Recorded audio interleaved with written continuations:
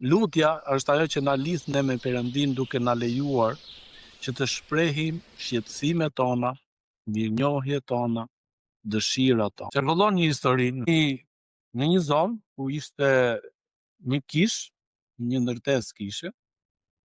Aty shkon një biznesmen. Edhe afër komshi me kishën, le të themi, me ndërtesën, blen një tokë, një hapësirë aty, ajo ishte ndërtesë e vjetër. Edhe ky vendosi që të investonte, edhe filloi po investonte. Fillim të nisi do bëj një biznes, pastaj do bëj një restoran, pastaj e nxori që do të bënte një klub nate. Imagjino, klub nate afër kishës, gjithkohës do të ishte 24 orë non-stop muzikë e gjullurdira. Të krishterët e besimtarët e atij komuniteti lidhen gjithë bashkë edhe i luten Zotit dhe thanë vendosi të lutën Zotit në këtë mënyrë që Zoti ta shkatërrojë këtë biznes.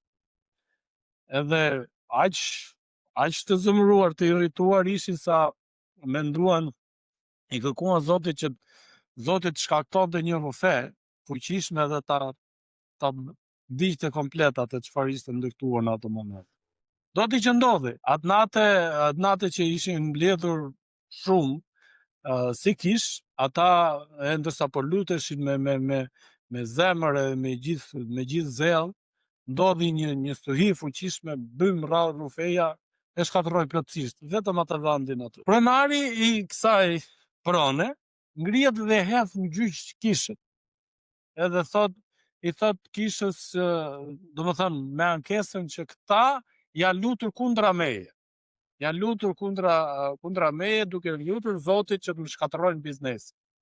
Kisha pastaj doli me mbrojtjen edhe tha që jo, nuk e kemi bërë, nuk ka mundësi që të ndodhi me këto justifikimesh. Edhe gjyqtari, ndërsa po shikonte, po shqyrtonte çështjen me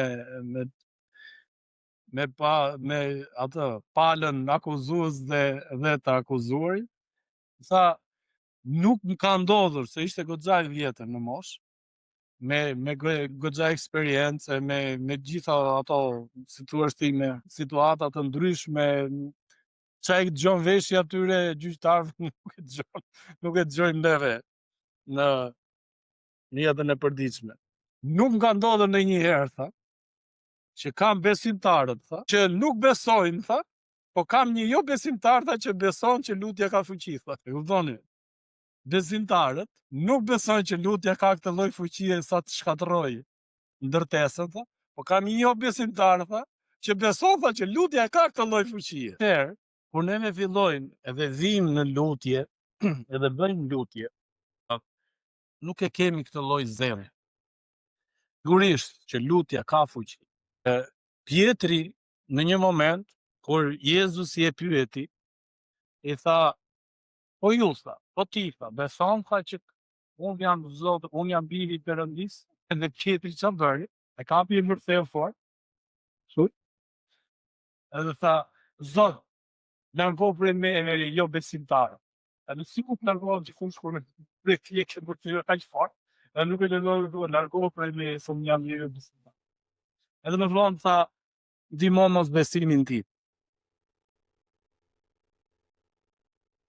Ka një lloj frike në qenien tonë, në shpirtin tonë, që neve se kuptojmë. Edhe duam që kjo, domethënë, një mrekulli të ndodhi, po pastaj ja ndodhi, nuk arrim do ta shpjegojmë këtë që ndodhi. Në Skoci ishte një predikues në viteve, nëse s'gabon, viteve 800, 1800. Edhe ky Zoti i shtiu në zemër do të shkonte në Afrikë. Dhe në Afrikë shkoi në një zonë që ishte shumë e vështirë për të ungjillzuar, për të ndarë fjalën e Zotit. Fjala ungjillzimi është fjala lajmi i mirë, është Jezusi lindi nga një virgjë, që neve se kuptojmë dot këtë, kjo është mrekulli vetë që thënë, jo. Lindi nga një virgjë, jetoj një jetë pa mëkat, u kryzua, vdiq dhe u ringjall. Të fundit, akoma më shumë, edhe fillimin në bën mastru, u dol qarku. Ky është lajmi i mirë, edhe këtë përpiqet të gjithë besimtarët që të ndajnë, që Jezusi vdiq, u kryzua, u ringjall. Të gjithë ata që duan të shpëtohen, takzohen në emër të Atit, të Birit dhe të Frymës së Shekull. Një fis që ishte goxha me emër në atë zonë, po flasim për këtë predikuesin, doja të them emrin pak më vonë se s'po më kujtohet tani. Një fis që ishte goxha me emër në atë kohë, ata ishin do thuhet si kanibal. Kur kuptojnë fjalën kanibal, ata merrnin në coptoni, bënin kështu. Mish. Edhe e lajmëruan, i dërguan një mesazh, i dërguan një lajmërim dhe i thanë: jeni nga fisi, nga X fis, dhe do të vijmë këtë orë, do ju vrasim të gjithë, ç'a jeni, familjarisht. Më thënë me i dhanë një mundësi iden që këta të largoheshin. Ta vendosin që mos largoheshin. Por sepse ishte llogaritet nga Afrika në Skoci dhe të nisësh i ti ishte goxha, edhe vendodhja ku ishin ata ishin goxha larg. Domethënë që të shkoje në një zonë të urbanizuar e të gjeje një transport e në radhë. Por vendosën që mos largoheshin edhe vendosin që të lutesh. U lutën fuqishëm. Zot lutem na ndihmo, Zot lutem na ruaj. Më them dhe njëherë në lutit e mi, o Zot, do bëj qa dush ti, do bëj çuri, do sillemi, do vazhdo të shërbej e kështu me radhë. E ndërsa po luteshin, pritën orën, e ke parasysh ti kur vjet ajo për shembull ta zëm ora 9 të darkës, pritën orën ajo që është shumë kohë e gjatë, domethënë, pritja. Nuk ndodhi asgjë gjatë gjithë natës, ta vazhdoi të lutesh, nuk ndodhi asgjë. Çuditërisht, sikur s'kishte ndodhur asgjë, domethënë thjesht ky lajmërim që ky lloj mesazhi, kështu që çfarë ishte ky lloj lajmërimi. E mbas sa kohësh ky shkon, kthehet në vendin e vet, në shtëpinë e vet, edhe thot, i tregon historinë.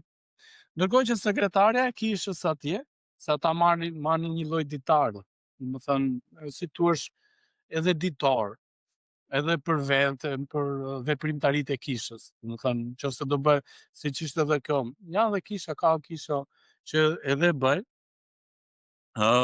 mbajnë, do thënë sot në datë, le të themi datën 19 janar 2025, u krye shërbesa e adhurimit, ishin kaq pjesëmarrës, u lutën për këtë gjë, çdo detaj, çdo hap që bëhej atë ditë. Dhe atë ditë u lutën, domethënë kisha. Ndërkohë, ky mbas sa kohë shkon edhe çuditërisht domethënë u bë kurioz edhe vajti kërkoi të takonte këtë shefin e këtij fisi, për i tha, tha ti, viljarë, më qësere, se më të vras, vras. Po, tha, erdhën e në vendejti atje, tha. Po, e gjithë vendi juaj, tha, gjithë shtëpia juaj, tha, ishte rrethuar nga 39 gigantë që rrinin atje. I numëruan, tha, 10 herë me radhë, dhe ishin 39 gigantë. Nuk arritën dot, nuk na pren gjujtë, nuk pitin të vazhdonin të aty në territorin tuaj. Ka erdhën, më thënë, të kishin shkon ky ja tregon kishës këtë histori, edhe sekretarja pyet, më fal, tha, ku ka ndodhur kjo? E mban mend datën ti, tha, ku ka ndodhur? Si se mbaj mend datën, tha. Ku ndodhet kjo? Edhe i tregoj datën, i tregoj dhe orën. Edhe shkon sekretarja tek ditari edhe lexon atje, sot më dash me këtë orë 39 veta ishin mbledhur te kisha dhe po luteshin pikërisht për këtë misionarin që kishte shkuar në Afrikë, që Zoti ta ruante dhe Zoti ta mbron. Lutja, pra ka një lloj fuqie që është përtej kollovesh gëston, guac gëston. të menduarit, të logjikuarit. Edhe kur neve themi si ka mundësi, nuk mund ta shpjegojmë dot. Ajo çfarë neve mund të shpjegojmë dot, ose mund të bëjmë, është të lutem. Është të lutemi me gjithë zemër, me gjithë shpirt, edhe të besojmë në të pamundët. E di ku është problemi jonë në procesin e lutjes, është dhe kjo pjesa tjetër. Unë jam bashkë me ju, që kur lutemi, neve lutemi dhe them, po se kur mos ndodhi kjo lloj mrekullie, si ta shpjegosh ti zotëri? Edhe unë që jam në vendin që po flas, po inkurajoj në këtë moment. Unë e kam bërë të pyetje gjatë gjithë kësaj javë, sinqerisht. Edhe me gjithë zemër them, lutemi me fuqi, se Zoti ka bën mrekulli, edhe lutja ka fuqi, edhe për qofse do mund ndodhi diçka tjetër, neve themi, ja u lutëm ne. Qa të bash ti kanë? Si do shpjegosh? Unë sinqerisht e kam bërë këtë lloj pyetje vetes. Si e shpjegon? Ashtu siç nuk shpjegoj dot mrekullin që mund të ndodhi, që Zoti bën mrekulli. Zoti bën, po është mendja ime që është e limituar. Ashtu nuk mund të shpjegoj dot edhe këtë procesin tjetër. Ne nuk arrim dot ta kuptojmë, ne presim gjithmonë rezultate të mira, edhe pse presim rezultate të mira, përsëri neve themi atë që nuk arrim dot ta shpjegojmë, themi përsëri që jo, s'ka mundësi. Tek Filipianët, kapitulli 4, 6 dhe 7, mos u shqetësoni për asgjë. Që ka shkruar këtë vetëm te pjesa e parë, tu themi ne ky ka s'ka vida fare, i ka nikë rëndelet. Mos u shqetësoni për asgjë, por në çdo gjë ja parashtroni kërkesat tuaja Perëndis me anë të lutjesh dhe përgjërimesh me falënderim. Dhe paqja e Perëndis që ata i kalon çdo zgjuarësie, do të ruajë zemrat tuaja dhe mendjet tuaja në Krishtin Jezus. Pjesa tjetër, pjesa e fundit e vargut 7 është shumë e rëndësishme për zemrat tona. Paqja. Një nga pengesat që neve kemi në lutjet tona është se neve nuk kemi paqe. Sepse nëse ti ke paqen në zemrën tënde me Perëndin, ti mund të lutesh në një lloj forme që lutja jote ka fuqi. Edhe në zemrën tënde, në mendjen tënde, fjala dyshim nuk ka vënë. Sepse ti po lut, ti e ke atë paqen, ti e ke atë lloj konfidencë. Mua për shembull shok të ndryshëm kanë marrë natën. Altin hajtë se kam ngel të ura vajgurore. Altin hajtë se m'la makina këtej. Më tregonte shigjeta se kur kisha gjysë karburatorin me karburant, po mu fik. Por ata e dinin që unë do të shkoja, dhe shkoj. Pra e dinin që do të shkoja. Nuk e ka dyshim. Kur neve lutemi Zotit, që kërkojmë i lutemi Zotit, themi, si i lutemi ne? Ata ta aplikoj dhe këtu, ta fuz dhe herë këtë zafin këtu. Si që futen aplikime të CV-rat për një punë për një gjithë. Ka pravor, se CV-rat. Zoti ynë nuk duhet jetë në këtë lloj forme, nuk duhet jetë në këtë lloj formas, po duhet jetë ai dhe s'ka tjetër. Tek Mateu, kapitulli 6, vargjet 9 deri në 13. Shiko çfarë na thot. Jezusi i mësoi dishepujt e vet një lutje shumë të thjeshtë. Edhe unë ju rekomandoj, nëse juve doni të luteni, vargjet që nga vargu 9 deri tek 9:13. Kapitulli 6 Mateu 9:13. Jezusi tha, shiko, ju lutoni kështu. Ati ynë që je në qej u shenjtëroft emri yt. Ardh mretëria jote. U bëft vullneti yt në tokë e në qiell. Bukën tonë të përditshme na jep sot dhe na i fal fajet tona, siç u falim edhe ne fajtorëve tanë. dhe mos lejo të bjem në tundim, por na shpëton nga i ligu, sepse jotja është mbretëria dhe fuqia dhe lavdia për jetë. Amen. Kur neve thrasim Zotin në lutje, atë që janë në qiell, ne po i thrasim që të vi na kontrolloj ne. Dhe pastaj i kërkojmë që hapin tjetër na ushqejnë, ashtu siç është buka e përditshme për trupin ton fizik, por dhe për anën ton shpirtërore.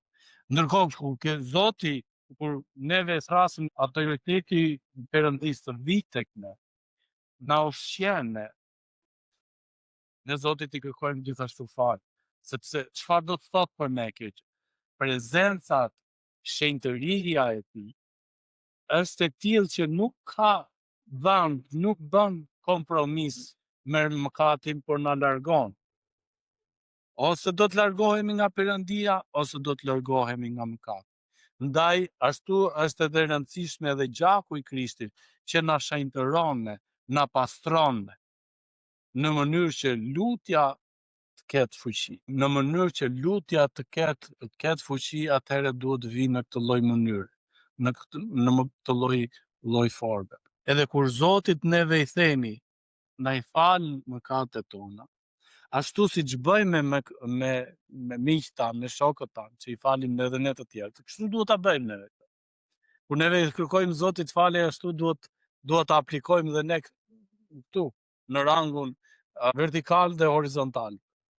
Nëse neve duhet të jemi në rregull me Zotin, duhet të jetë dhe në këtë lloj forme. Nuk mund të jetë vetëm kështu. Edhe mos të jetë kështu, sepse marrëdhënia jonë me Zotin nuk është më e fortë, nuk është më e fuqishme. Lutja jonë nuk ka më fuqi. E di pse nuk ka më fuqi, sepse zemra jonë nuk ka paqe. Dhe nëse zemra jonë nuk ka paqe, atëherë marrëdhënia jonë me Perëndin është shkëputur. Edhe kur është shkëputur, kemi ato fije të dyshimit. Zoti ka njerëz akoma dhe këtu në Fier për të predikuar Ungjillin. Do thoni, po pse është e rëndësishme? Po është shumë e rëndësishme kjo gjë, sepse është e rëndësishme ku njerëzit gjejnë paqe shpirtërore në këtë lloj mënyre, në këtë lloj forme, atëherë mund të janë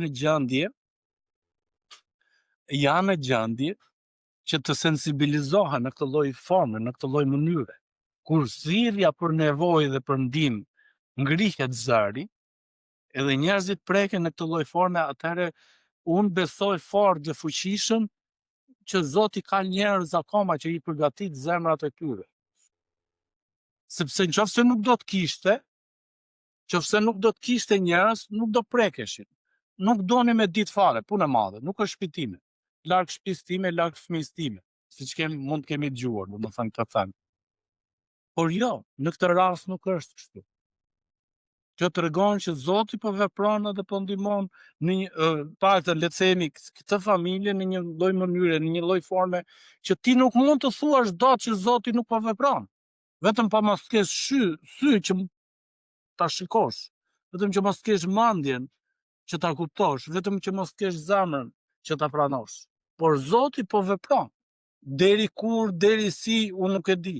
Po ne duhet di këta që të them, mos guxojmë që të lutemi me mosbesim, por të lutemi me një lloj fuqie edhe me një lloj përgjërimi që Zoti të vepron. Edhe Zoti vepron, por puna është tek ne. Mos themi, pasi ka mundësi. Mos kërkosh shpjegim. Zoti është shpjegimi, kaq mjafton. Mrekullia bëhet sepse Zoti është në ne. Lutja ka fuqi shumë të madhe. Të kuptojmë që Zoti është prezent tek ne, edhe është po vepron fuqishëm. Por ne duhet të shikojmë, edhe duhet ta pranojmë që Zoti të bëhet Zoti i familjes tonë, Zoti qytetit tonë, ku njerëzit sensibilizohen. Jemi këtu të tregojmë se dashuria që mbretëron në zemrat edhe dhimbshuria që është në zemrat e gjithë njerëzve. Edhe kjo është për shkak se lutja ka fuqi.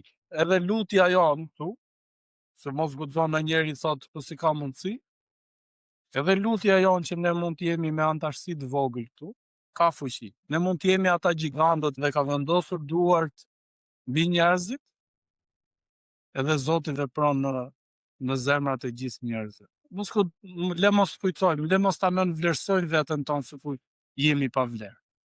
Por përpara Zotit neve kemi qoftë jeta, vdekja, neve duhet ta lavdërojmë Zot. Asnjëri prej nesh nuk e din kur është kohë. Po për aq kohë sa jemi në tokë, le ta adhurojmë dhe le ta lavdërojmë Zot. Paqja dhe hiri i Perëndis qoftë me gjithë secilin prej nesh, Zoti ju bekoft dhe Zoti ju ruaj. Ajo çfarë është më e rëndësishme, Zoti ju dhënë paqe në zemër. Le mos guxojmë asnjëherë që ta vëmë në dyshim marrëdhënien tonë me Zotin dhe kur i lutemi Zotit. Mijët tanë, kur kërkojnë diçka tek ne, nuk thonë që nuk do ma japi, ba dua këtë, e ma dua këtë. Kaq, mbaroi filmi.